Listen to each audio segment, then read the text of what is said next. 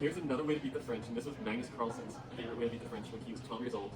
He used to play pawn to d4, and black would play the French defense. He would continue by bringing the pawn to the center, and pawn to d5. And Magnus would defend the pawn with his knight to d2, and knight f6, attacking the pawn again, and only now Magnus would push his pawn forwards, kicking the knight back to d7.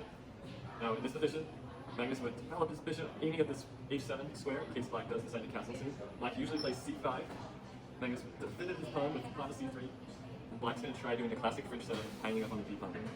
In this position, we're just going to calmly develop our knight, and after black adds a pretty tracker to our pawn, white, instead of defending it another time, what Magnus played was he just castled.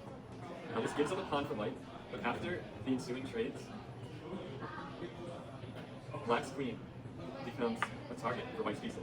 And white can now play knight f3, attacking the queen, defending the e4 5 pawn. The queen will run away, and the move that Magnus played in this position when he was 12 was queen to a4. Now not only does this make it really hard for black to develop their bishop because the knight's pinned, but also black just tries to focus on castle and plays a move like bishop out.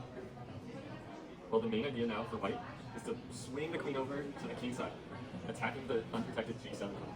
If black tries to castle to defend it, in this position, white can play bishop h6, pinning the pawn to the king, threatening checkmate, and black will have to give up the rook for the bishop. And this trick only costs one pawn to do. It was Magnus' favorite as well.